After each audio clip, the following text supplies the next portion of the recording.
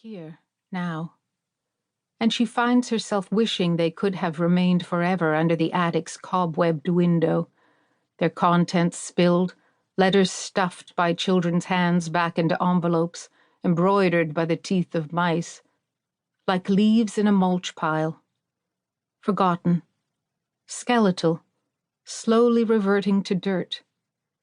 So it might have been, if the house had not been sold, if time had not stalked on relentless legs like a heron and bent its long neck. She slides her fingers over a lid, remembering the excitement she and her cousins had felt about these boxes, and the disappointment of finding only papers whose half-read sentences were like wind-borne music or distant surf, faint hints of a larger sound. The box is so desiccated that its lid is loose and lifts easily, releasing the concentrated mustiness within, so familiar that tears spring to Kate's eyes. It takes her to the closets, bedrooms, pantries, and cupboards of her grandparents' enormous white clapboarded house on the tree-lined street of the village where Kate grew up. She and her sister could leave their own home, walk past the tiny general store with its wooden porch and post office, past the library and the church, and be on Shepton's lawn in 10 minutes. Shepton House had been named by her great-grandmother for the English town where some branch of the family originated. Shepton, they called the place after a while, dropping the pretentious house. The word, spoken and accompanied by memory, is what a spell might be to a shaman, an evocation, a tumult of associations. She stirs the papers.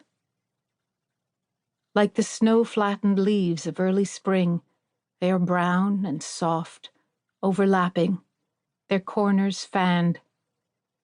Some are in bundles, tied with faded cotton string. Most lie in a dismaying confusion. Kate pauses, looks out the window.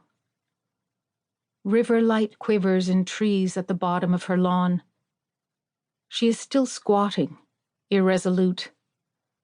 Why did I agree to take on this responsibility? Now, of all times.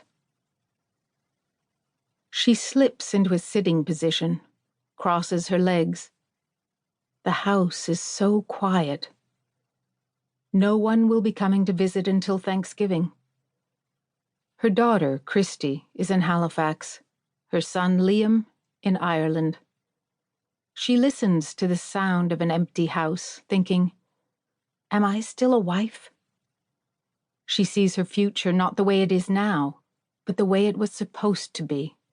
This, unlike the bald fact of Tom's death, is a loss she can't share, a grief she can't reveal. She is allowed to mourn the past, Tom as he was, the sound of his voice, the body that once cradled hers, but the future that was theirs.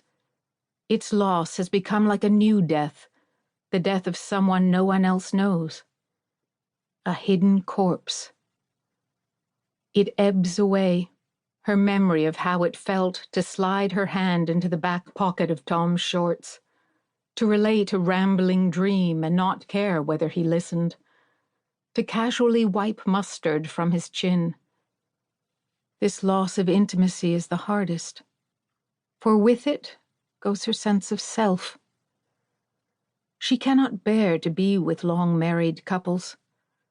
She's watched a husband lift a strand of wind-blown hair from his wife's mouth. Has seen a wife peel a hard-boiled egg and hand it to her husband. It is dangerous as well to be in places, dinner parties, picnics, where conversational lures may attract memories or feelings. She feels stripped of some sleek texture, as if she has lost her favorite silk scarf, orange, pink, and luminous as sun-filled tulips, that carried in its folds the wife she once was, the wife she would still be. She leans forward.